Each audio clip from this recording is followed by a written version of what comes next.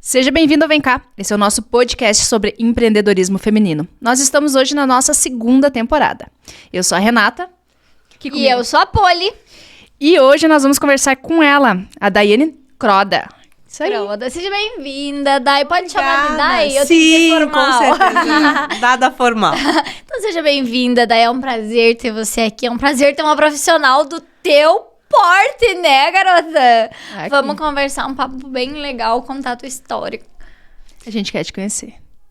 Bom, uma alegria estar aqui, né? Fico grata pelos reconhecimentos. E é muito bom falar de empreendedorismo feminino, né? Do quanto a gente é capaz de criar, né, uma carreira, uma história, né? Ocupar esse lugar, né, como mulheres. E apesar da minha área, né, a psicologia ser um ambiente essencialmente feminino, né, temos muito mais terapeutas, psicólogas mulheres do que homens, ainda eu vejo que trazer esse olhar de empreendedor para essa área parece uma grande transgressão, né, porque parece que somos da área da saúde, que precisamos ficar de um lugar mais receptivo, né, abrir o consultório, né, ou ir trabalhar numa empresa e esperar ser escolhidas, esperar que as coisas acontecerem. Então, me alegra olhar, né, para chamar um psicólogo para a parte de empreendedorismo, porque realmente é um negócio, é uma empresa, é um movimento, né, de construir uma carreira e que às vezes não tem essa apropriação. Isso. Então, eu sou a Dai, sou psicóloga, sempre fui fora da caixa. Sempre pensei um pouco diferente sobre esse olhar da psicologia fechadinha nas quatro paredes do consultório, esperando que as pessoas adivinhem o que a gente faz, ou dentro dos estereótipos, né, de doença mental, de problemas mais sérios. Então, sempre fui uma psicóloga muito mais voltada para relacionamentos, né, para quem está nesse movimento de vida adulta, né, sempre trabalhei também prioritariamente com adultos e que enfrenta esses desafios comuns, né? Relacionamento, trabalho, equilibrar casamento, maternidade, profissão, vida social, autocuidado, né? Essas 1000 bolinhas que ficam entre os nossos malabarismos, né? Então, sempre foi uma paixão olhar para isso e olhar para uma psicologia útil e acessível que ajude a solucionar os problemas do dia a dia e dar mais recursos, mais ênfases para aquilo que a gente tem de potência para conseguir efetivamente imagina, se dá conta, né, que precisa de ajuda. Então, se eu for me apresentar brevemente, eu sou uma psicóloga apaixonada pelo desenvolvimento das pessoas e que sempre se ocupou de ter esse jeito de empreender as ideias, né, a passar um novo movimento para isso. E claro, aí as formações que eu fui buscando para isso já foram me direcionando. Então, comecei com especialização em clínica, terapia de casal e de família, por esse olhar, né? Que muitas vezes, na terapia individual, a gente vai ficando muito ensimesmado, né? Vai olhando minhas questões individuais, as minhas dificuldades, eu. E nós somos seres relacionais. E muitas das nossas dificuldades estão nas nossas relações. Sejam elas próximas, intrafamiliares, conjugais, de trabalho. Então, sempre busquei, minha primeira formação foi nesse contexto, né? De buscar as relações. Do convívio. Do convívio, né? De ajudar as pessoas a acessarem seus recursos para se relacionar melhor, para conseguir fazer essas fontes de nutrição dentro das relações acontecerem. E aí, trabalhando com isso, foram surgindo, né, outras possibilidades de agregar dentro da psicotraumatologia, dentro da terapia sistêmica, dentro das questões mais amplas de lealdades familiares, de questões mais amplas do próprio sistema. E aí, claro, trabalhando muito com o casal, a importância da sexualidade. Porque eu via isso na clínica, meninas. Eu trabalhava comunicação, trabalhava habilidades de relacionamento, trabalhava as pessoas conseguirem fazer melhores contratos. E às vezes o sexo melhorava, às vezes não. Mas todas as vezes que se trabalhava a sexualidade, todas as outras áreas melhoravam. Então, isso me fez buscar a especialização daí em terapia sexual, diversidade de gênero, pensando também nesses novos públicos, mas também nessa questão de entender os funcionamentos, e fui agregando ao trabalho, então, começando aí sim trabalhar mais ativamente como psicóloga, né, terapeuta sexual, para essas disfunções, né, de dia a dia, vendo como isso se interrelaciona com os nossos traumas, com as nossas dificuldades de gerenciar o nosso autocuidado, de gerenciar as nossas relações, vendo a sexualidade como um termômetro ali que nos mostra como estamos lidando com os nossos recursos como adultos que aparece ali e que, claro, tem técnicas específicas e coisas específicas para cada transtorno que a gente não aprende nada na faculdade, que então sim, foi uma busca, mas então eu sou uma psicóloga das relações e de buscar recursos para que tudo aquilo que a gente precisa no âmbito relacional possa ser amplificado e possa gerar um movimento que nos leve para uma vida mais leve, mais abundante, mais transante, mais cheia de recursos para a gente realmente poder usufruir de todo o nosso potencial. Tu disse que a faculdade não ensina tudo isso, né? Como é que foi toda essa tua trajetória? Desde Saindo, recém-formada. A Daizinha, que saiu da faculdade. Saiu, faceira. Olha, a Dai sempre foi CDF, né? Então, eu fiz a faculdade na PUC, em Porto Alegre. Aí, toda certinha, toda dentro dos movimentos do que era certo. Se vocês me vissem atendendo na faculdade, vocês iam me ver de terninho, cabelo outra mulher preso, quase sem maquiagem. Do direito. Tipo, a psicologia na PUC é no prédio do direito. É no mesmo prédio, aliás. Com aquela primeira ideia, né, da psicologia tradicional, né, que então o psicólogo tinha que ser contido, fale-me mais sobre isso, né, tinha que ter todo um movimento, né, de não se expor. E eu sempre fui muito intensa. Então, para mim, foi um exercício me adequar no primeiro momento. Fiz estágio na Clínica Pinel, em Porto Alegre, instituições muito tradicionais, na Escola Técnica da URGS. Então, assim, tinha todo um movimento de se adequar a esse modelo. Fale-me mais sobre isso. Só que quando eu entrava na clínica, a Dai aparecia e eu, quando eu via, eu tava falando e empolgada. E aí era um conflitinho, no sentido de que quando eu sair eu vou poder fazer o que eu quiser, mas será que eu vou estar fazendo certo, né? Então, me formei, tive propostas para ficar em Porto Alegre fazendo especialização, mestrado, doutorado, enfim. Mas eu já estava noiva do meu marido.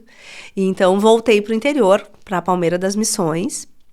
E cheguei lá, eu fiz muito estágio durante a faculdade, eu sempre fui muito curiosa, eu sabia que eu ia voltar pra minha cidade natal, tanto que eu me formei dia 6 de janeiro e me casei 4 de fevereiro, foi no mesmo mês, quase no mesmo mês. Duas comemoração. Não, vamos começar a vida adulta toda de uma vez, né, eu tinha 23 anos. Vamos no grau. Nossa. Tinha 23 anos, então, e a coisa que eu mais agradeço, meninas, é como a inocência da idade é uma bênção, né?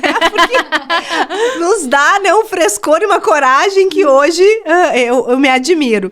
Então, fiz muitos estágios diferentes durante a faculdade. Trabalhei com acompanhamento de cirurgia plástica, que a gente fazia pré e pós-operatório, porque tinha muita coisa que acontecia por trás de quando boicotava uma cirurgia plástica, com cirurgia urológica infantil. Trabalhei na Escola Técnica da URGS, na Clínica Pinel, com casos muito diferentes, e fiz muito estágio voluntário. Então, quando eu me formei, eu não era uma recém-formada de atendimento, eu tinha muitas horas de voo, fazia supervisão extra, participava de grupos de cursos, de grupo de pesquisa, era monitora da faculdade, de vários professores, eu sempre tive uma veia de professora, assim, então estava sempre envolvida com algo, e já tinha feito meu TCC sobre o impacto do primeiro filho na relação do casal, porque tava lendo na bibliografia, assim, nossa, um dos maiores índices de divórcio é no primeiro ano de vida do bebê, o segundo maior índice de divórcio. Eu, como assim? Que loucura! E aí você procurava na bibliografia e não tinha nada. Falei, bom, vamos pesquisar isso no TCC. Levei 2 anos fazendo meu TCC, então não fiz aquele TCC base para passar, eu realmente fui para pesquisa, fiz aquele que fazia um semestre e já engatava outro, não, eu fiquei 1 ano acompanhando aquilo para depois ainda terminar. Então, quando eu saí com esse gás, assim, e com esse movimento Porto Alegre, né, de 1000 coisas, e chego numa cidade de menos de 40 mil habitantes, com psicólogas quietinhas. Meu Deus. Todo mundo dizendo assim, vai passar fome no interior com psicologia, porque aqui já tem psicólogo, aqui todo mundo acha que psicólogo é pra louco.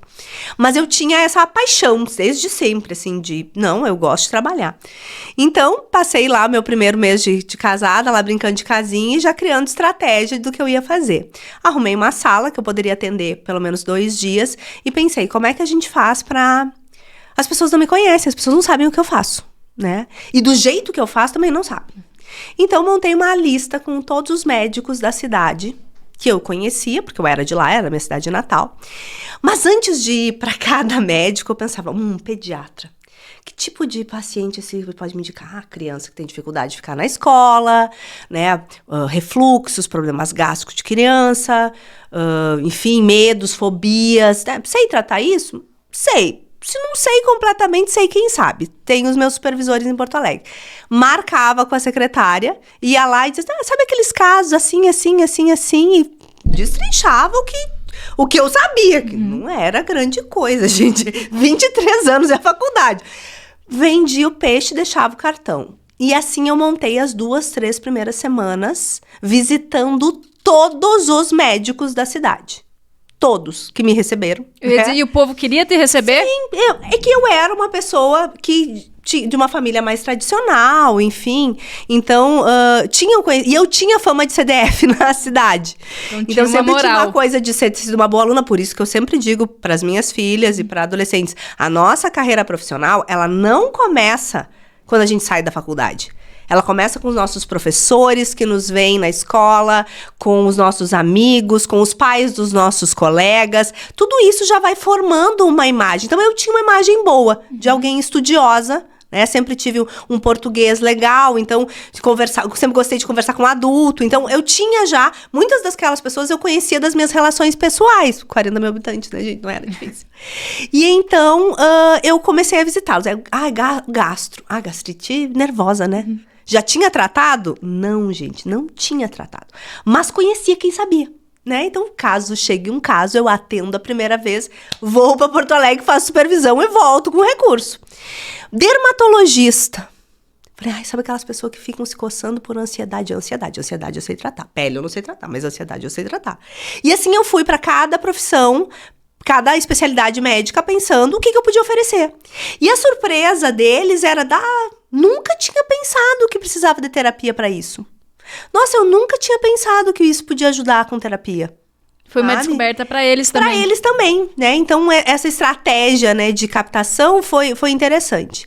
Aí, enfim, visitei todos os médicos. Quando eu estava terminando a primeira semana, eu já estava recebendo indicação de pacientes. Nossa. E assim, na psico tinha essa cultura. Olha, você vai abrir o consultório e você vai levar um tempo trabalhando, pagando para trabalhar, né? Você vai ter todo um movimento de ter que investir no consultório, nas coisas, para depois ter retorno. E eu pensava, eu já trabalhei de graça demais durante a faculdade, eu vou fazer essa roda girar. Aí, quando acabou os médicos da cidade, fui para os fisioterapeutas, aí resolvi visitar os meus colegas psicólogos, com quem não tive uma receptividade muito boa, querendo muito fazer um movimento assim, olha, eu gosto de tratar adulto e você criança, beleza, me manda os teus adultos, eu te mando as crianças, ou o que mais tu gosta. Encontrei algumas resistências e encontrei gente que, inclusive, uma colega que me disse, eu trabalho em Sarandi aqui, tu não quer Sarandi atender as pessoas que eu não... que são da minha família, meus parentes, meus amigos que eu não posso tratar? E assim eu comecei a trabalhar em Sarandi, um dia por semana, no consultório dessa colega que eu visitei, atendendo as pessoas que ela não podia atender pelas questões de limitações éticas, né? E assim foi. E aí, quando acabou o primeiro mês, meninas, eu empatei. Eu paguei o aluguel, paguei as contas e empatei. Gente, mas isso é uma alegria tremenda, né? Nossa, eu me lembro, assim, que não era muita coisa. Mas deu certo. Mas que aquela sensação, não paguei pra trabalhar... né? E não paguei para trabalhar porque eu trabalhei, né? Eu fui fazendo visita. E dos encaminhamentos dos médicos, os próprios pacientes eu fui atendendo, eles foram indicando. E em 6 meses eu tinha uma agenda que eu já não tinha mais horários e que já estava super girando. Mas não satisfeita com isso, eu pensei, as pessoas não sabem o que eu faço, as pessoas não conhecem as potencialidades da psicologia que tem por aqui, então eu vou nas escolas. E então fui visitar as escolas e dizer, olha, eu sou psicóloga, eu trabalho com isso. E comecei a fazer grupo com os professores. Comecei a trabalhar os professores das dificuldades de aprendizagem que tinham, das dificuldades de relacionamento, daí já comecei a dar palestra para os pais. E aí eu sempre tive a facilidade de falar, né? E aí descarrilhei fazer coisas, né? Aí a pessoal do jornal lá me viu, eu gosto de escrever, comecei a escrever uma matéria no jornal com temáticas do tipo, sabe o que a sua saúde financeira fala sobre o seu emocional? Sabe o que, né, a ansiedade pode ter a ver com... A insônia pode ter a ver com alguma coisa que você não resolveu? Então, eu pegava uma temática que tivesse rondando comum e escrevia um artigo a cada 15 dias no jornal. Né? Que na época, jornal impresso, né? Não tínhamos as redes, isso faz 20 anos, gente. E então, e aí comecei a dar palestras. E aí, meninas, foi curso de noivos da Igreja Católica, palestra no Centro Espírita, encontro de patrões do CTG, grupos da vila, encontro de moradores da vila. Bom, para vocês terem ideia, eu comecei a trabalhar, prestar consultoria para uma empresa de transporte de leite. Uma vez eu dei uma palestra no posto de gasolina em cima de um caminhão. Não acredito. Era quase um comício. Era quase um comício. Era pit stop. E eu usei frases de caminhão para trabalhar as crenças limitantes que eles tinham. Não, lembra disso? Eu lembro que era alguma coisa assim, tipo, de infidelidade. Tipo, você vai voltar para casa e você sorria na estrada, porque quando você voltar para casa você não sabe o que vai encontrar. Aí aquelas coisas muito de a estrada te leva e não te traz. Né? Essas questões que tinham muito a ver com essa dor, porque eles trabalhavam às vezes 2, 3 dias e voltavam. Tinha um movimento diferente, assim. Mas até isso, eu lembro que eu dei um dia a palestra, porque uns estavam entregando leite, daí no outro dia os que estavam na estrada foram entregar o leite, trocou. Mas assim, essa ideia de... que acho que às vezes é o nosso comodismo, assim, né? O outro tem que saber o que eu faço o outro tem que e vir até mim. Então eu fiz esse movimento de... Não, as pessoas não sabem o que eu faço. E aí começar a realmente expor a psicologia, que não era comum lá na minha região, de as pessoas pensarem no psicólogo como um recurso, né, para algum momento de crise, que não doença mental, né? Sim. Não específico. Então, aí comecei... E aí, depois que alguém me via falar num lugar... Chamava pro outro. E aí começou rádio, e aí começou o movimento mesmo. E isso era uma prática que eu tinha essa disciplina. Então, estar no consultório, mas todos os meses fazer alguma atividade... Né, que tivesse relação com me expor às pessoas. E é um plantio, né? Porque às vezes uma pessoa que te ouviu 2 anos atrás... Né, que ficou com aquela frase, né, ou ela te indica para outra pessoa, mesmo sem ter ido, e aí a bola começa a girar. E acabei pegando estagiários lá das universidades das cidades vizinhas, comecei a botar gente trabalhar e ensinar como trabalha, né, porque eu sempre tive... Aí comecei, as pós-graduações que eu fiz, acabei ficando convidada para dar aula, então comecei a dar aula no INTCC em Porto Alegre, comecei a dar aula no CEF de Santa Maria, então aí comecei a dar né, e continuava vinculada a Porto Alegre com essa questão dos cursos que eu fazia, e depois acabava ficando com algum vínculo. Eu sempre ficava, né, com algum vínculo com as instituições, mas essa coisa de não ficar esperando que o paciente caísse dentro do consultório, né, quietinho. E aí isso foi crescendo, mas claro, numa cidade pequena, eu fui me qualificando cada vez mais, e daqui a pouco eu tinha muita coisa para entregar, e as pessoas estavam com questões muito menores, né, que eu não estava me sentindo. Então, com 10 anos que eu estava trabalhando, tive 2 filhas nesse tempo, né, então, também, né, a questão da maternidade, que é um estigma para a mulher, né, então as pessoas me diziam, agora tu vai desacelerar, e eu pensava...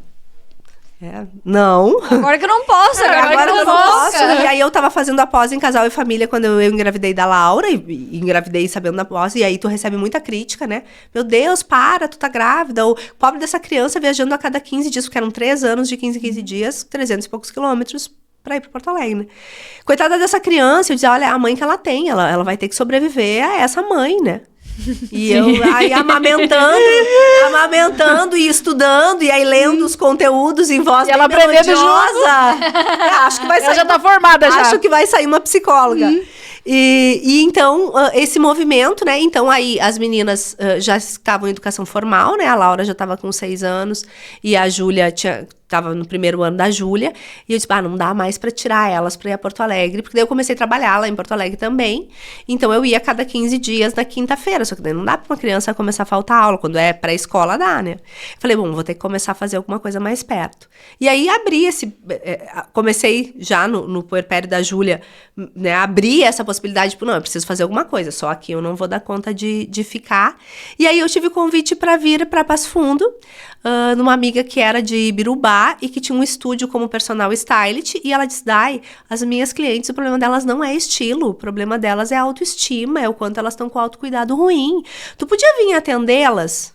Pensei, Por que não? Por que por que não, né? Já fiz tanta coisa, né? Até pros leiteiros, como é que eu vou saber onde é que as mulheres de baixa autoestima? Aí comecei a vir para conhecer, né, para trabalhar com as clientes dela. Foi uma tarde já, porque, claro, acostumada com Porto Alegre, tinha muita vontade de sair, de usufruir de coisas que uma cidade pequena não te propicia, né?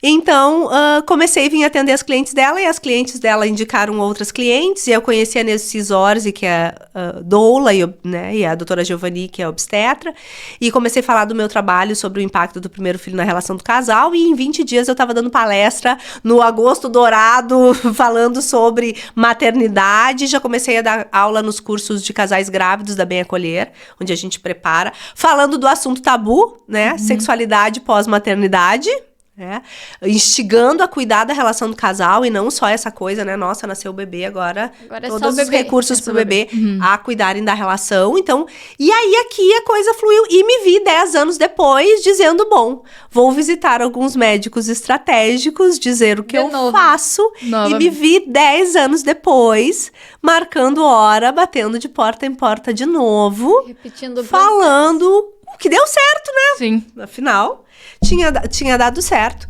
E aí, a Solange da Lecan Eventos tinha feito meu casamento, fui visitá-la por amizade, já surgiram eventos, já comecei a fazer evento pra mulherada aqui, né? Já começamos a criar coisa, e aí já começou também rádio, outras coisas, e quando eu vi, eu tava com um dia cheio aqui, daqui a pouco com 2 dias cheios aqui.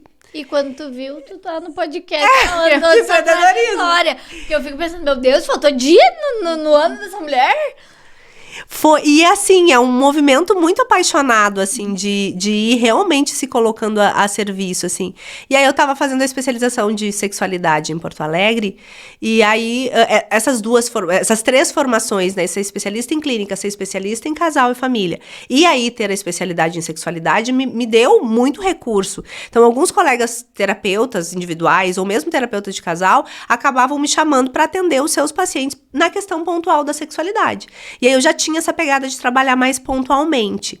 E aí eu comecei a atender, mas aí eu comecei de 15 em 15 dias e depois me formei. E aí, lá em 2016, já com pacientes que eram empreendedores e que trabalhavam já com a questão online, começaram, tu não pode me atender online nos outros dias que você não tá em Porto Alegre. E no começo eu fui mega resistente, gente. Eu pensava, medo da tecnologia. O setting terapêutico é importante demais, como é que eu vou fazer, enfim. Mas aí, como eu conhecia aqueles pacientes, eu tinha um atendimento presencial com eles lá um dia, eu falei, não, eu já tenho vínculo, eu sou boa em limites, comecei a montar uma estrutura. Na época era uma burocracia para você conseguir, tinha um sistema específico, era uma fortuna para tu conseguir fazer todo o movimento, o conselho tinha que te dar uma licença, era assim, e eu era toda CDF, né, então fiz tudo certinho, tem que ter licença, e comecei a atender online em 2016. Nossa, não foi nem na pandemia, né? Na pandemia teve o boom. 2017, os meus pacientes, 2016, né? 2017 eu formada, continuava vindo indicações de Porto Alegre e região, e eu, aí sim também com 2 crianças, daí a Júlia entrou na educação formal, aí eu já tava trabalhando aqui em Passo Fundo, e aí era muita coisa, ia um dia pra Passo Fundo, um dia era pra Porto Alegre, meu carro era o meu guarda-roupa, já nem sabia mais onde é que tava minhas coisas, 3 consultórios, né, e aí eu comecei a atender online os pacientes desconhecidos, que na época não era, isso 2017. E quando eu acordei, eu estava com dois dias e meio em Passo Fundo, 2 dias online e 1 em Palmeira. E aí eu disse, não Vamos tem nos mais mudar. por que eu ficar aqui. E aí que decidi me mudar para Passo Fundo e expandir um tanto mais aqui. E aí também com as aulas das pós, enfim, não fechava mais a agenda, já não tinha mais espaço, ainda mais para a estrada, toda semana. E aí fortaleci o online. Aí comecei a atender pacientes internacionais, aí comecei a ter realmente... E aí veio a pandemia. Né? Só que quando a pandemia veio, eu já atendia... Já tava. Tu já tá online há anos. Não te pegou desprevenida. Inclusive, aí eu fui fazer cursos, porque aí é outra coisa que eu faço. Como eu sempre tive isso de ser professora, né? De gostar, meu pai era contabilista e professor. Então, eu comecei a trabalhar fortemente com supervisão, né? Porque, afinal, os psicólogos, eles estão aprendendo a fazer. Ou mesmo, sempre que se prendem em algum caso, tu tem um supervisor. Só que eu não me contentava em ser só supervisora dos casos. Eu comecei a pensar, gente, mas essas pessoas estão sabendo trabalhar, elas têm um raciocínio clínico, elas têm um método, elas sabem para onde estão olhando, porque eu via que às vezes faltava base para fazer essa estrutura. Então, comecei a oferecer supervisão de estrutura de sessão, de bibliografias, de orientação, que cursos fazer, que leituras, enfim. Então, já estava trabalhando forte com supervisão. E, então, comecei a dar supervisão de como atender online, como fazer os contratos, como cuidar do setting terapêutico, que cuidados a gente precisava ter para responsabilizar o paciente, que lugares... E aí, comecei a trabalhar na pandemia, quando o pessoal começou, então, a descobrir o online, eu acabei trabalhando bastante com ensinar as pessoas a atender online. Aula. Eu já estava dando aula sobre o online, assim. Então, aí, hoje sim, eu tô aqui em Passo Fundo, o online, eventualmente eu vou a São Paulo, faço alguns atendimentos também, mas o online, e agora as pessoas aprenderam, né, a trabalhar, e realmente, ele com os cuidados de manter o setting terapêutico, ele tem uma eficiência tanto quanto.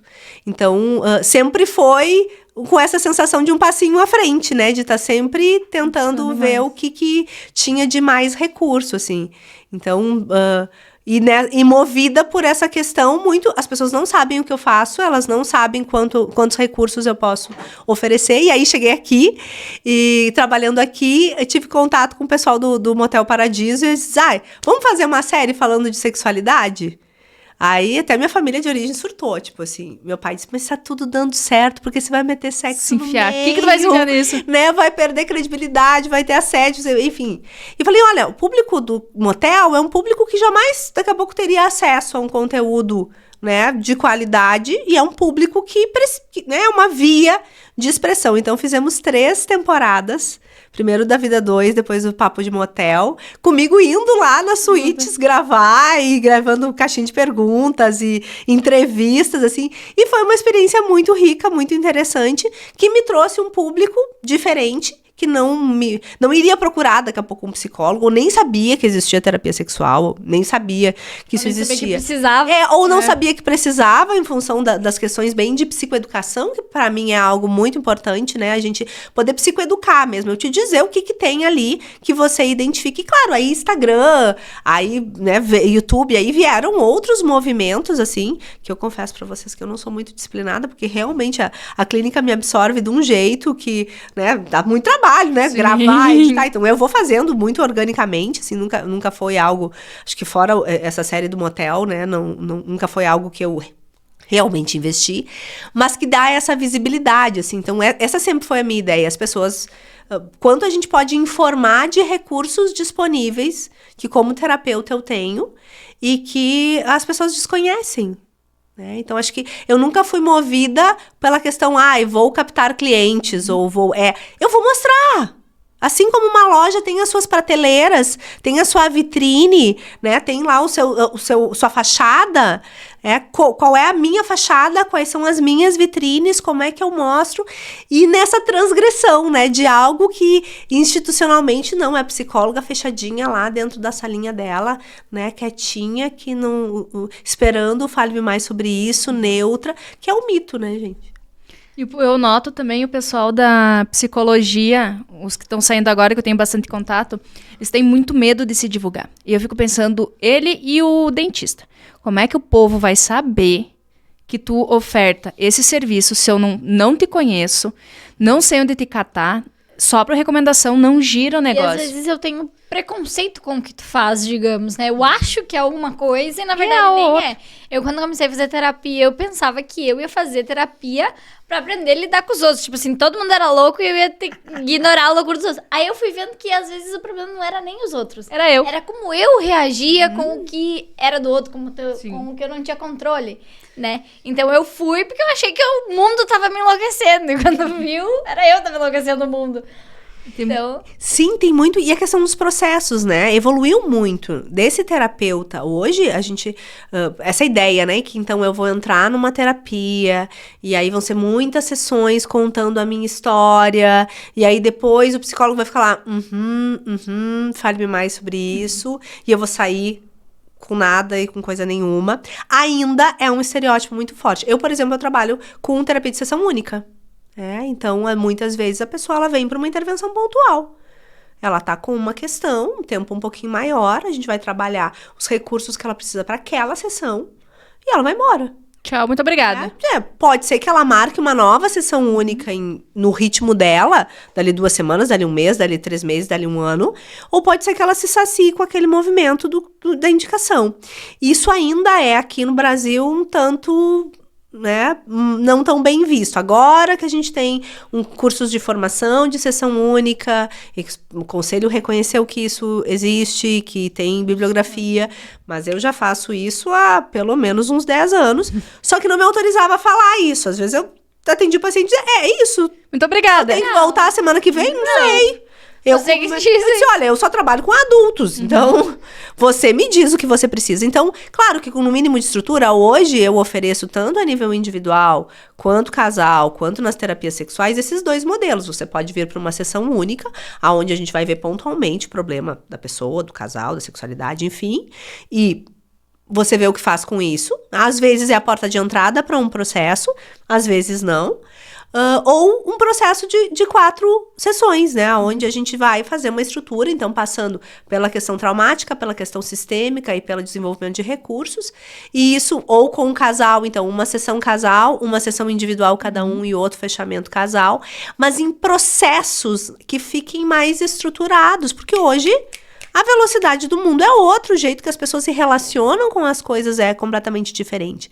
E esse perfil mais objetivo sempre fez com que eu atraísse o público masculino, né? Então, esse mito também que homem não procura terapia. O meu público foi 50% homens. Mas por causa Eles querem da resolver. velocidade do resultado. Resolver. praticidade. Tá, então eu cheguei aqui, eu te falei isso, você me falou isso, é pra fazer isso, né? Beleza, construímos uma estrutura. Embora. E por incrível que pareça, hoje os meus pacientes de terapia continuada, que querem o seu horário toda semana ou toda quinzena, na sua grande maioria são homens, que descobriram na psicoterapia um recurso para falar sobre negócio, para falar sobre trabalho, relacionamento, e que às vezes e vamos pensar junto, ó, aconteceu isso na minha empresa e eu tô aqui sem saber, eu não quero falar com concorrente, eu não quero falar com um funcionário, eu não vou levar esse pepino para casa para conversar com a minha mulher, mas eu quero alguém que me ajude a montar um raciocínio.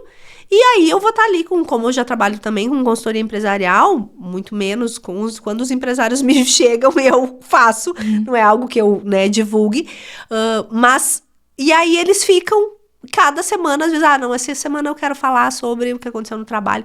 E ficam em continuada, e às vezes eu até brinco com um paciente que ele diz assim, aquele dia que tu me ameaçou com alta, eu digo, como assim? Que me ameaçou com alta. Isso é comum. A minha semana passada me falou, vamos começar a encaminhar alta? Eu falei, não, vamos não. Porque, na verdade, é isso, né? O movimento de escolha. E aí eles, não. Quando eu venho aqui, eu ganho muito mais dinheiro, eu penso com muito mais clareza. Eu não quero.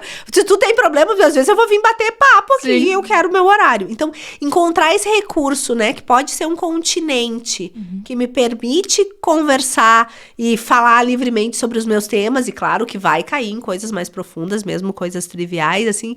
É um recurso. Mas o que eu vejo é que muitos homens, eles não entrariam nesse processo. Eu vou ter um horário semanal. Não. Deus que me livre. Agora, eu venho para uma sessão pontual, resolve, melhora o meu faturamento. Eu tenho uma sessão pontual, vai lá, melhora a minha sexualidade.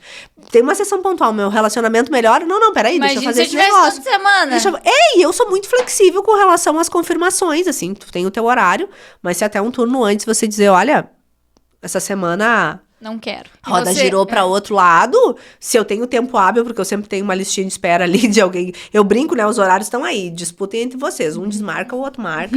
E pra se organizar. Eu não tenho problema com isso de... Ai, vamos analisar. Você tá com resistência. Não, você tinha outra coisa. E a ideia da terapia, assim como das mães, se tornar desnecessária. Ter aprendido tanto a gerenciar suas emoções, a gerenciar os seus pensamentos, a usar os seus recursos que não precisam. Às vezes, quando a gente começa a encaminhar para alta, é quando o paciente já vem te contar que ele olhou, ele pensou no que você disse, ele já te traz a construção. E, bom, você não precisa mais de mim, né? Eu digo pra minha psicóloga que eu me autoterapiezei. Eu digo pra ela, olha, aconteceu, mas eu já resolvi. Tô só te contando. Mas essa é a ideia, né? Eu capto os recursos do meu terapeuta, de como ele resolve as coisas, e a partir disso eu construo o meu repertório a ponto de não precisar, né?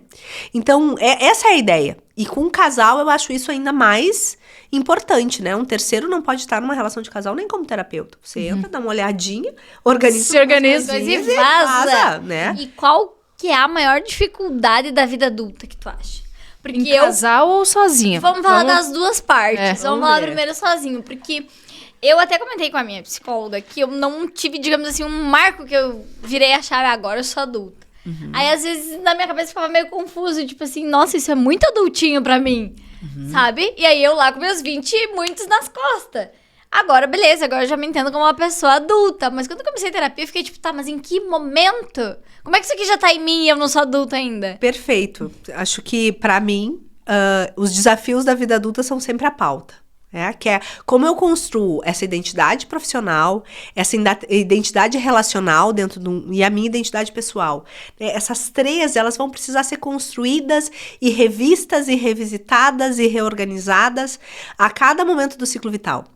Então, acho que sim, a nossa maior dificuldade é integrar as nossas identidades. E é poder se dar conta de essa autorresponsabilidade. Acho que tudo que nos leva para a terapia é um movimento disso. Quer dizer, se todos os problemas da minha vida têm um ponto de intersecção, né? Que sou eu. Como eu me relaciono com o chefe, como eu me relaciono com o marido, como eu me... Bom, então... Eu que tenho que me tratar. Esse movimento de autorresponsabilidade, né? Porque nós...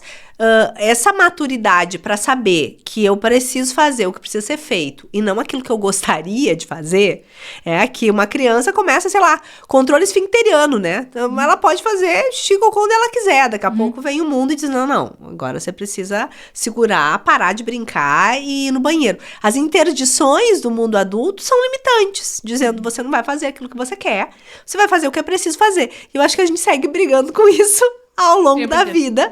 E muitas vezes, às vezes, os pontos de intersecção para ajuda são quando eu ainda tô negociando. Quer dizer, tem algo que eu preciso fazer, que eu sei que eu preciso fazer, e eu fico negociando em volta e tentando achar bons motivos para não fazer e tentando ver se tem um jeito mais fácil ou se eu posso passar para alguém. E aí é onde a gente se ferra, tanto a nível relacional quanto a nível de sexualidade, que eu vejo muito isso, né? Então a minha sexualidade é responsabilidade do outro, é o outro que não tá fazendo, ou é a minha mãe que não me educou e não me falou, é os traumas que eu tive lá atrás, é o que eu vivenciei. Não, só um pouquinho. Tá, ok, tem tudo isso.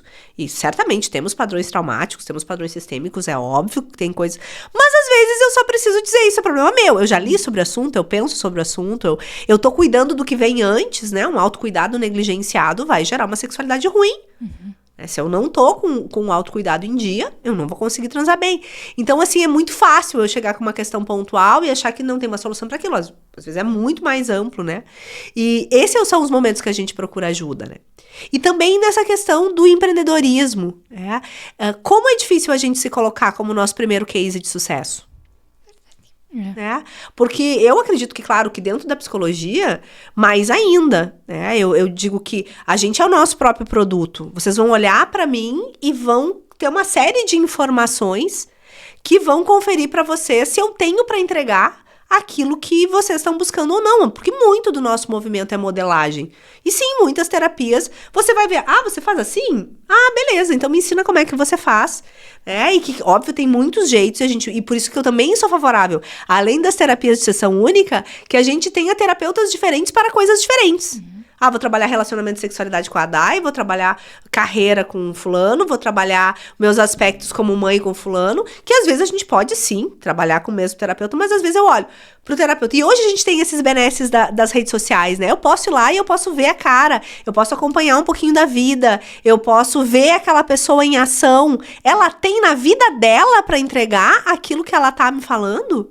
Porque pra mim esse é muito o diferencial. Imagina eu vir trabalhar com sexualidade pra vocês e vocês me verem com o meu autocuidado todo ferrado, todo... Xoxa capenga. É, tipo, nada. Quer dizer, eu preciso estar conectada com a minha própria sexualidade pra trabalhar a sexualidade. Vou trabalhar autocuidado. Eu sou alguém que esse princípio de congruência sempre foi o meu norte, a minha força, e eu acho que o que me permitiu dar a cara a tapa com 23 anos. Hoje eu fico pensando que eles deviam me olhar e pensar assim, inocente, né? Mas vamos dar uma chance, porque tão esforçada. Porque, assim, é óbvio que não ia ter repertório, mas tinha um ímpeto de fazer aquilo. Mas a minha máxima sempre foi congruência. Então, assim, eu faço isso na minha própria vida, eu cuido disso. Então, eu falo do exercício físico, eu faço. Eu falo do cuidado com isso, eu falo da higiene mental, eu faço. Obviamente, somos tentantes, ninguém precisa estar no campo da iluminação, mas você precisa estar, pelo menos, no movimento.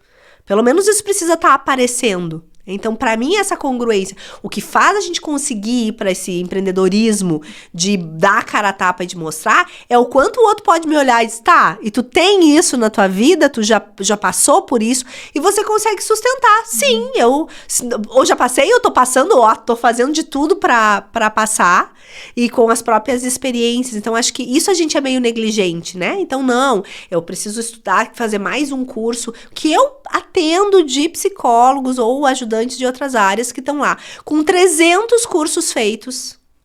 Ah, mas o que eu preciso é mais uma pós. O que eu preciso para me sentir seguro.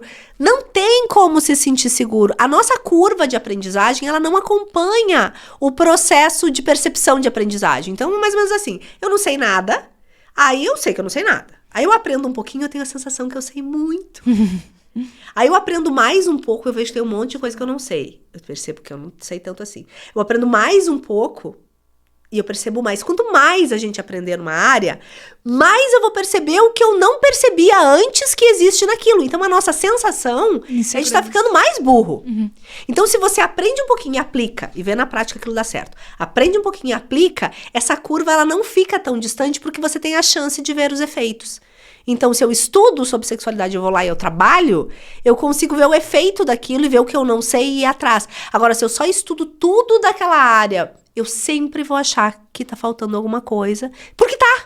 Porque a mesma capacidade que eu tenho pra reconhecer que eu não sei muita coisa é justamente porque eu já sei um tanto. Como gravar um vídeo. É só ligar a câmera. Vai gravar pra te ver. Tem que gravar, tem que cuidar, tem o tempo, tem que editar. Tu vê assim, aí tu gravou aí tu vai pra inteligência artificial. Nossa, tem mais 300 mil coisas pra aprender. Cada vez que a gente der um passinho, a gente vai descobrir muitas coisas que a gente não sabe. Então quem nunca gravou vai dizer, capaz é fácil, porque tu não faz mais vídeos. Liga a câmera ali e faz. Quem grava diz, não, eu sei, né? Um universo de coisas que você tem que fazer, né? E agora eu vou te cortar um pouquinho falando em universo de coisas. Sabe o que eu lembrei, Renata? De pagar os boletos. De pagar um boletinho. Aonde? No universo Odd Games. Odd, isso aí, na Odd Games, que é a nossa parceira aqui do podcast. E que lá você tem uma baita experiência, assim, você tá tendo uma baita experiência aqui nesse pod, porque a gente tá de boca aberta te ouvindo, né? Muita informação. E como é muita informação, muita entrega até agora, o tempo já voou, eu quero que você dê um like nesse vídeo. Por favor, vamos respeitar o tempo aqui, tudo esse conteúdo aqui da Dai. E tu não deu o like ainda. Dá um tapinha no like. Se Dá um tapinha no like. Também acompanha a gente nos nossos canais, né? Nas nossas redes. No canal do YouTube, Podcast Vem Cá. No Instagram... @podcast vem cá. Isso aí, no TikTok também é o mesmo @podcast vem cá. E também, faz o favor de acompanhar a gente, né? A gente tá aqui o tempo inteiro gravando os vídeos que não são fáceis, de né? forma alguma, inclusive. Você acha no @sagacidade_monstra. Eu tu encontra no @arquipolibrusa. E a Dai, onde é que eu te acho? @Daiane com Y. Daiane Croda Psi. Viver com Y também, é do mesmo time das enfeitadinhas. Das enfeitadinhas, time das enfeitadinhas. Também é poli com 2 L's e Y. Dai, tu usa muito o Instagram, tipo, de uma forma profissional ou misturado com a pessoal? Ou é só profissional? Como é que é essa tua relação? Tive inicialmente aquela questão do profissional e do pessoal, eu não dava Separado. conta nem de um nem de outro. Uso bastante pra sim, colocar... Bastante não, muito menos do que eu gostaria. Pra conteúdo, mas eu me mostro muito. Porque eu vejo que é importante pras pessoas. E como facilita o meu trabalho. Entende? As Em vez pessoas, de tu ir de porta em porta, não, e não nesse sentido. O paciente que caiu no Google, achou lá o nome e foi pro Instagram e se relacionou um pouquinho comigo, é um paciente mais fácil. Porque ele já chega conhecendo a minha linguagem, assim, porque, gente, eu tenho um apelido. Eles dizem que eu sou terapeuta tropa de elite, que tem gente que pede pra sair. Porque eu sou muito direta, né? Aí, os meus pacientes que me indicam, eles dizem... Vai lá, mas vai preparado, porque vai ser voadora nos peitos. Vai passar a mão na tua cabeça, se você espera. Vai pra escutar. Então, assim, essa característica de ser muito pontual e muito assertiva é algo que, se o paciente não chega já com essa expectativa, daqui a pouco ele vai um tanto se frustrar. Por mais que o paciente fala comigo, eu mando um videozinho dizendo já, ó, querido, tu tá chegando, tu não vai ficar me contando historinha, a gente vai direto pro ponto, vai desenvolver uma estratégia. Já resume em casa, vem com Eu já me mostro bastante no vídeo e na conversa que eu tenho, né, nesse primeiro abordagem com o paciente, mas mesmo assim, o paciente do Instagram, pra mim, ele é mais, ou da live, ou que participou de um evento, ele é mais fácil pra mim, porque ele já chega querendo a DAI, ele não quer a psicóloga fale mais sobre isso, ele não quer, ele quer olhar pra sexualidade, ou quer olhar pra bagunça que tá de um jeito mais pontual. Então, acho que a exposição nas redes sociais, ela ajuda nesse sentido das pessoas terem o direito de ver a tua cara, de ver a tua rotina, de ver Então, às vezes... eu coloco lá treino da academia, daí coloco correndo com o filho pra lado pra outro, daí coloco lá alguma coisa do relacionamento. E realmente, gente, não faço estratégia nenhuma. Vou botando conforme as coisas vão acontecendo. Como Deus quer. Que é errado, não recomendo. Quero olhar pra isso, quer dizer, querer olhar pra isso, porque quando a gente quer, a gente faz, né? Então, vou me corrigir. Quero querer olhar pra isso, não quero tanto assim ainda, porque não fiz, mas quero querer olhar pra isso, mas é algo que eu vejo que facilita. Então, não, lá vocês vão ver a Dai. A Dai treinando de manhã, a Dai passando perrengue, buscando o filho na escola, a Dai contando alguma coisa que aconteceu e que tá ali, que ajuda a pessoa a realmente se relacionar com isso e dizer, não, eu quero ajuda, esse tipo de ajuda, né? Acho que isso hoje é algo que desafia um tanto algumas escolas mais tradicionais da psicologia e que muitos terapeutas têm medo, né? E é uma loucura, porque assim... Ninguém precisa se identificar com a gente, entende? Todo mundo tem quem quer o mais quietinho, vai procurar o mais quietinho. Quem quer o mais assertivo. Quem quer o brinco, quem quer a terapeuta básica, vai. Quem quer uma drag queen, que nem eu, vai. Quer dizer, porque eu me identifico, né? Porque eu preciso conferir autoridade para aquela pessoa, uma admiração ou um querer aprender. Então, se eu já tô vendo aquela pessoa... então, meus pacientes vêm lá, eu postando exercício físico todo dia. Não adianta eu querer negociar contigo aqui, né? Hoje tá frio, mas eu vi que tu já foi. Então, assim, 4 graus. Tu tava na academia hoje de manhã, agora eu fiquei com vergonha que eu vi. Vou ter que ir também, então, isso também funciona como um motivador, né? Ou, nossa, eu vi que tu passou perrengue de obra. Esses dias eu tava com obra em casa e tava falando, olha, a obra é teste pra fazer todos os teus recursos de autorregulação, todos, digo, ó, tô botando em prática tudo que eu aprendi pra conseguir se mandar. Se tivesse na minha mão, eu resolvi isso aí pra ti. Ia se incomodar. E aí, Eu ia me incomodar. é um movimento, né, de poder mostrar que a gente também é ser humano, passa por perrengue, vai passar por crise. E eu sempre contrariei isso desde a faculdade. O professor dizia, se te perguntarem se você é casada, você responde. Não pode falar. Por que essa pergunta é importante pra você? Sim, O que mudaria?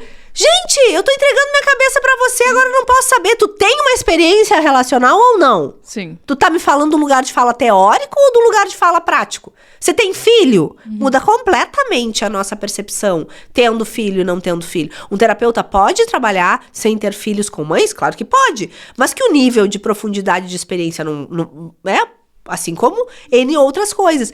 Então, eu sempre transgredi. Na época, eu não contava pro supervisor que eu contava, né? Eu contava bonitinho pra ele que eu tinha chegado.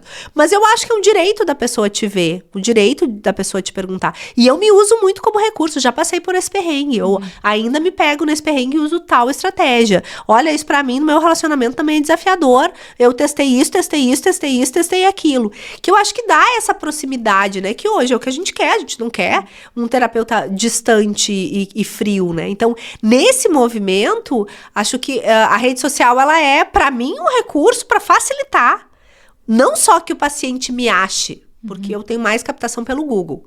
Como eu tenho mais de 100 avaliações positivas, sim, eu fico emocionada. Eu tenho mais de 100 pacientes que foram lá, botaram a sua cara, os seus testes, né, abriram mão do sigilo, né, para dizer, vai lá. E os depoimentos, gente, são lindos. Cada um me emociona de um jeito diferente.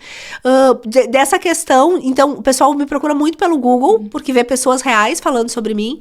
Depois vão pro Instagram para ver se eu sou palatável. E isso facilita o trabalho. Então, acho que a gente às vezes vai olhar a rede social como captação. Sim. Não é captação, é relação, né? A pessoa tem a chance de realmente escolher. Social, né? Eu acho muito interessante isso. Até na minha terapeuta, ela pediu: o que tu ia sentir se me visse no mesmo bar que por acaso eu ia? Eu disse, eu vou sentir que tu é gente de verdade, né? Estranho seria tu pensar que eu vou sair dali e tu nunca vou te ver em lugar nenhum e tu não vai existir. E saber do outro é muito interessante, porque eu tô entregando tudo de mim pra você. Aí eu não posso nem saber, só sei teu nome. Injusto, né? Desequilibra, né? Desequilibra. Eu, por trabalhar com casal e com sexualidade, então o que eu faço combinado, né? Então eu digo, olha, eu vou adorar te cumprimentar, eu vou adorar conversar contigo, se eu te encontrar com meu marido, com as minhas filhas, vamos ter uma interação, mas eu, por trabalhar com essa questão de mais intimidade, eu digo, eu não vou te cumprimentar de um jeito que possa indicar o vínculo. Então, eu posso te olhar, se você me cumprimentar, eu vou cumprimentar de volta. Se você tiver com aquele amigo mais fofoqueiro, que vai perguntar quem é, da onde tu conhece, tu tá fazendo terapia sexual? Me cumprimenta você primeiro. Não precisa me cumprimentar. Né? Então, mas eu faço esse combinado, principalmente quando são temáticas, né, mais íntimas, seja porque é um casal, seja por sexualidade, então eu faço esse combinado. Tu me cumprimenta primeiro. Você me cumprimenta e se você vier falar comigo, a porta tá aberta, mas se no teu contexto Não indicar essa sentido, relação não e não fizer precisa. sentido, não precisa, porque sigilo não é só de um lado, não é só uma via, né? Sim. E o online para terapia sexual foi algo que sempre bombou, porque a pessoa lá de Rondônia, ela quer abrir até ela falar que ela tem um problemão e nunca mais ver aquela pessoa da vida. Depois, talvez ela até desconstrua que é uma fantasia. Mas, assim, para terapia sexual, por exemplo, online ou essa distânciazinha, ela é útil porque, geralmente, a pessoa tem muito preconceito a respeito daquilo que ela mesma precisa olhar, assim. Então, nisso eu vejo que facilita Qual é a bastante. diferença entre terapeuta sexual e sexólogo? Na verdade, a formação, né? E, na verdade, quem se diz sexólogo, muitas vezes, nem tem uma formação, né? É um termo amplo, né? Alguém que estuda sexologia, né? Poderíamos ser qualquer uma de vocês duas. Começou a estudar. Poucas formações têm esse nome, né? Acaba sendo um nome mais comercial, né? Então, assim, terapeuta sexual, pelo menos, né, os que eu trabalho, indico e no lugar que eu dou aula, é alguém que estuda os processos de terapia sexual mesmo, as disfunções específicas, né? Dificuldade de orgasmo, ejaculação precoce, disfunção erétil, vaginismo, né? Todo os campos de fetiche, de parafilias sexuais, que são aquelas limitações, né? De que sem aquele elemento o sexo não acontece.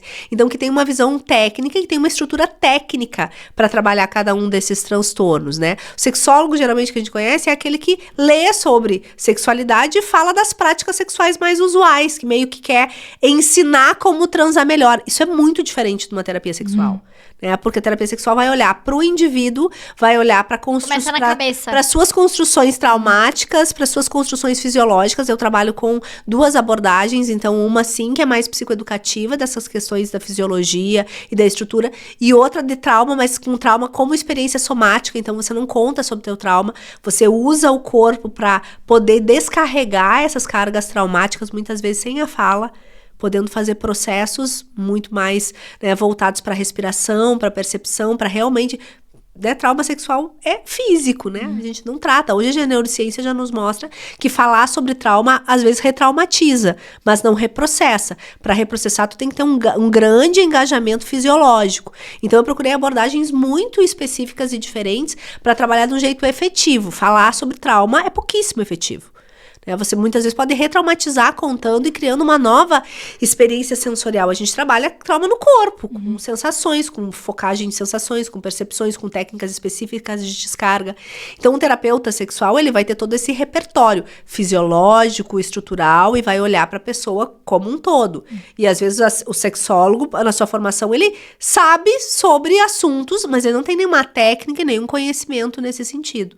Então, claro, às vezes me chamam de sexólogo, é um jeito da gente falar, mas é sempre importante quando a gente vai buscar ajuda, ou mesmo quando a gente vai assistir uma palestra, ou seguir a pessoa no Instagram, a gente vê da onde aquela pessoa saiu, que escola ela estudou, quais são o que embasa, né, o trabalho dela, porque, gente, principalmente na sexualidade, tem tanta bobagem, tem tanto absurdo, tem tanta dica vazia, porque pra você entender a sexualidade tem que estudar muito de sociologia, de antropologia, de história, de como as coisas se criaram, porque às vezes é uma construção, né, lá judaico-cristã do sexo como pecado, da família de origem, que trazia isso de um jeito religioso, que trava, e que você precisa ajudar a pessoa a olhar para esse contexto macro.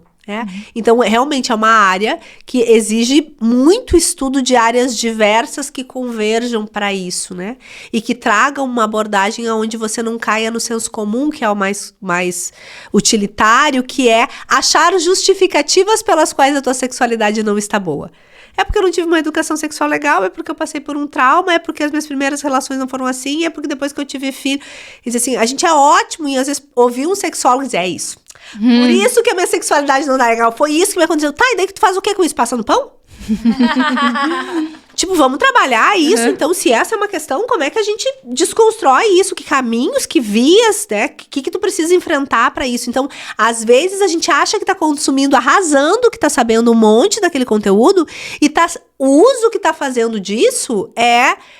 Eu aumento o meu escudo. Ai, olha só que gostoso. Agora eu sei tudo por que a minha sexualidade não tá boa. Eu passo muito tempo construindo os motivos que me levaram a chegar até ali e não me movo. E isso pra mim é completamente antiterapêutico, né? Ao contrário, toda terapia é movimento. Por isso que eu prefiro dar uma ajoelhada e a pessoa sair doída, mas ela se mover depois, do que eu dizer, é verdade, foi por causa disso, tu tem isso, mas realmente tu tem isso. Bem triste, não vamos mais ver isso daí. Bem triste, Bem tchau. triste. Não vamos mais ver isso, vamos pensar... Não vamos mexer nisso. Não vou mexer nisso. Deixa quieto, deixa abaixo. Rê, vamos fazer dinâmica? Gincana, então. Então vamos lá, tá preparada? Uai, será? Vamos ver. Gincana, então. Verdade ou mentira? Dá pra justificar? Se quiser, pode. Então tá. O casal precisa conversar antes de fazer sexo, no caso. Mentira. Não precisa? Se olhou? Olhou. Como é que é? Olhou, sorriu, mandioca no bombril. A química sexual, ela tem muitos outros elementos, né? Ela começa desde os sistemas imunológicos diferentes. O que nos faz ter atração por alguém é que alguém tem um sistema imunológico diferente da gente. Quer dizer que ela enfrentou estratégias de enfrentamento da vida completamente diferente, que é uma potência. Porque sexo é algo biológico, né? Então, qual é a ideia da biologia? Eu quero pessoas que tenham habilidades diferentes para criar descendentes mais fortes. Então, se alguém subia em árvore e o outro cavava buraco, é esse que eu quero juntar para que tenham as duas habilidades. Isso dá uma química fantástica e uma relação, às vezes, mais atritante. Então, muitos casais chegam no meu consultório querendo resolver todas as encrencas daquilo que eles não concordam para daí transar. E a minha recomendação é, voltem a se olhar, voltem a se conectar, transem. E aí, depois que tiver tudo bem gostoso aqui, a gente olha para as questões e muitas daquelas questões desmoronam. Então, quando eu penso nisso, eu penso no contrário. O sexo foi inventado para justamente a gente ter uma coisa tão boa que nos dê tolerância para lidar com a diferença. Porque sem o sexo, a gente já teria matado, já teria divorciado, já teria saído. É a cola. Isso a gente vê muito nos casais que param de transar. Então, eles começam a ficar ranzinzas e com a comunicação muito truncada, porque não tem essa cola. Então, tudo vira incômodo. Do jeito que largou a xícara aqui vai incomodar. Se a cola tá legal, amor, não deixa a xícara assim. Sexo é o maior ativador de reciprocidade positiva. De uma coisa boa gerar uma coisa boa. E os casais só funcionam de dois jeitos. Ou uma coisa ruim gera uma coisa ruim, ou uma coisa boa gera uma coisa boa. Sexo corta e traz uma ativação positiva. Então, muitas vezes a gente tem que se dar conta disso, que ele é um recurso para ativação. Então, não, sexo primeiro, conversa depois. E o tamanho importa? Pra quem? Exatamente. Eu respondia rapidamente que não, né? No sentido de que a parte sensível da vagina, ela tem 5 centímetros. É a parte que realmente é inervada. Senão, né, meninas, a gente colocaria um robê e passaria tendo orgasmo o dia todo. Então, primeiro, o órgão do prazer da mulher é o clitóris. E se tem inervação que possa ser prazerosa, é nos primeiros 5 centímetros. Né? Então, vamos pensar que aí nos 5 centímetros ainda tenha um movimento de introdução, um pênis pequeno, que dentro das medidas é considerado até 9 centímetros, ele daria conta, né? Talvez com uma grossura, sim, também em torno de 8, 9 centímetros, se não me engano, essa tabela. Então, um tamanho mínimo para que isso aconteça. Agora, além disso, é luxo. Né? Porque funcionalidade... então, quando eu digo importa pra quem, pro homem, se ele sente que ele tem um pênis do tamanho que ele considera legal, ele vai ter mais, né... o ego dele fica melhor. A autoestima vai ficar melhor, ele vai ter mais iniciativa, ele vai se expor mais. Então, tamanho importa muitas vezes para o homem. Mas para a mulher, pasmem, homens, eu recebo mais no consultório queixas de pênis grande, que não foi funcional, do que de pênis pequeno. Tem que saber usar o instrumento. Não só saber usar, um tamanho muito grande para uma mulher menor vai ser desconfortável, vai limitar um tanto. Então, assim, é mito. Né? E claro que aí são outras questões, né? A nossa educação sexual, ela é uma deseducação sexual, porque ela começa com filme pornô, com medidas não compatíveis, com vaginas também, porque aí talvez o tamanho importa, a vagina bonitinha importa, Sim. Porque também tem um outro hoje. O Brasil é um dos maiores realizadores de cirurgia íntima do mundo. Olha aí! Porque as mulheres reformam periquita lá por não se sentir confortável. E os homens agora botando ácido hialurônico. Pra dar engrossada. Pra engrossar, tipo assim, tirando funcionalidade por estética, sabe? Então, assim, é muito grave. Mas eu achei o máximo a reforma da periquita. Reforma a periquita. Eu trabalho com reforma também, que as pessoas não acham que é esse tipo. Reforma da periquita. Então, assim... Eu diria que hoje o equivalente dos homens de pênis grande é importante, para as mulheres é uma vulva lindinha importa. Né? Que é a mesma proporção. Então, para a funcionalidade do sexo não importa nada.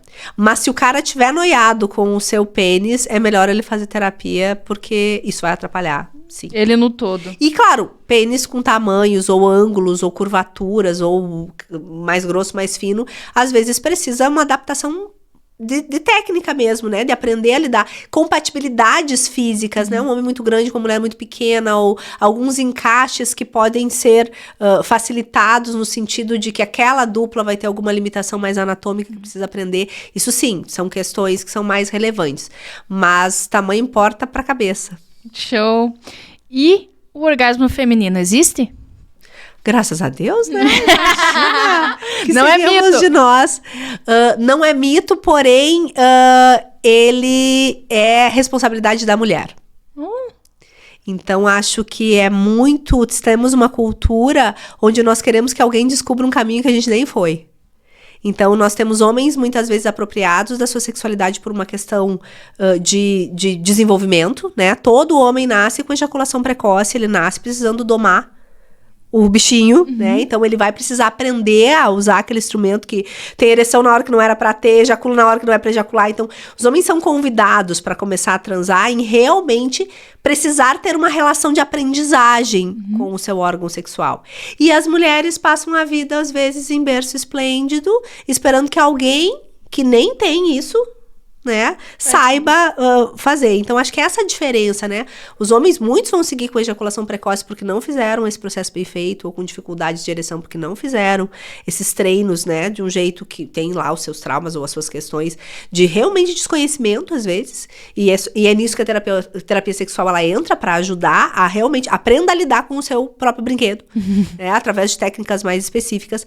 Mas as mulheres vão para esse lugar onde é responsabilidade do parceiro. Né? Não se masturbam, não conhecem seu corpo, não sabem o que gosta, não treinam concentração sexual, porque o homem, ele precisa treinar concentração, porque senão ele tem ereção ou ele perde a ereção. As mulheres, um dos maiores dificultadores do orgasmo não é anatômico, é concentração. Porque a mulher precisa estar no corpo, desfrutando das sensações para que ela possa chegar. Porque o processamento da informação, ela precisa ser emocionalmente conectado. Então, essa aprendizagem de conectar o meu corpo com a minha cabeça, de treinar o meu estado de presença, para que eu realmente esteja ali sentindo aquele estímulo, é o grande dificultador das mulheres terem orgasmo, porque o homem ele tem que estar concentrado para conseguir ter a ereção e a ejaculação. Mas a mulher tá lá pensando na reforma, olhando pro teto, pensando na cortina. E aí, gente, a criatura pode fazer o que quiser ali naquele clitóris, naquela vagina, que não vai acontecer. Então, acho que os dois grandes inimigos são a não responsabilização. Peraí, é o meu corpo, como é que eu lido com ele, do que eu gosto, como é que é o movimento que eu gosto. E também essa questão anatômica, né? Que muitas mulheres vão chegar no meu consultório, eu tenho um problema, eu não consigo ter orgasmo com penetração. Só 30% das mulheres conseguem. 70% não vai ter orgasmo na penetração, porque não tem as inervações do clitóris, ponto G, essas coisas estão acessível. Então vai precisar de uma estimulação de clitóris junto com a penetração ou anterior para ter o orgasmo. Tipo, não, tu só tá procurando um lugar errado. Procura em outro lugar que vai funcionar. Então também tem esse mito do orgasmo vaginal como regra e às vezes a romantização do orgasmo conjunto, que sim, uma delícia quando pode acontecer, mas que não é regra. Então esse desconhecimento anatômico, esse desconhecimento funcional e essa ideia de que se mexer ali vai funcionar sem uma integração é o que mais afasta as mulheres do prazer. Então, não, a gente precisa passar pelos ciclos, o desejo, a excitação, para daí ter o orgasmo, mas o maior vilão das mulheres é a expectativa de que eu não preciso eu mesma me responsabilizar. E aí, quando eu vou no joelhaço, no consultório, digo, é a tua vida sexual, é como funciona o teu corpo. O que o outro vai poder fazer só a respeito disso? E os homens, quando vêm em terapia sexual conjunta, que às vezes você faz individual, às vezes faz com um casal, eles dizem, tá, mas eu não sei, mas eu pergunto, ela também não sabe. E aí, não deixa eu testar, e eu começo a testar, não é assim, e isso não pode, ou aquilo não pode. Então, ainda assim, em 2024, casais jovens, uma grande preocupação, porque hoje os casais jovens transam muito pouco comparado. É a geração que menos transa, a gente tem falado de um apagão sexual. De homens que preferem ficar jogando videogame do que transar com as suas parceiras, de mulheres que estão também fugindo da sexualidade para outras coisas. Hoje a gente tem muito consumo de dopamina barata, né? Videogame, pornografia, tudo muito acessível. E sexo dá trabalho, eu preciso interagir, eu posso me frustrar, né? Pode não funcionar como eu gostaria, com esses nossos estímulos de baixa tolerância à frustração, acaba que há um desinvestimento nessa questão do sexo, né? Mas com relação ao prazer, sem sombra de dúvida, não se responsabilizar. Essa porra é minha, esse corpo é o meu, eu preciso saber como é que ele funciona, e sim, se eu souber e passar para esse parceiro, e ele não funcionar, beleza, talvez eu precise trocar de parceiro, mas muitas vezes, assim, é uma infinidade e eu nunca cheguei nesse lugar, então aí, a autorresponsabilidade ainda é talvez o nosso maior problema sexual. Sucesso! Feita a nossa conversa de hoje. E baita conversa, Conversamos, falamos, o tempo é curto que nós temos aqui para tanto assunto. A gente poderia ficar horas e horas conversando e aprendendo um monte, né, Dai? Vamos para nossa propaganda final? Vamos lá. Temos aqui quem? A Ágil. Precisou? Seja ágil. Também temos com a gente a Dani Simplice Fotografias, eu, a Arquipo Livros Amarelo, e a Bendita Geni Tatuaria, não é isso? Amor e carinho em cada traço. E o último abraço especial vai para Odd Games. Odd Games, nossa parceira. Dai, quer dar um tchauzinho pra galera? Ai, foi um prazer. Se me deixarem, eu sou acostumada a dar aula de 4, 5 horas, então só vai. Mas um prazer, meninas, bate-papo super gostoso. E espero que possa ter passado uma ideia de quantos recursos a gente tem, tanto para quem tá na carreira de psico e precisa empreender, né? E sim, a gente pode buscar supervisão para como trabalhar e como se vender, por que não? Não só com mentorias que não sejam psicólogos, né, mas com quem trabalha na área e que, sem dúvida, relacionamento, sexualidade e aprendizagem. A gente precisa estar aberto e psicólogos, terapeutas de casal, terapeutas sexuais são só recursos para isso. Isso aí. Então, nosso grande beijo, até o próximo episódio. Tchau, tchau.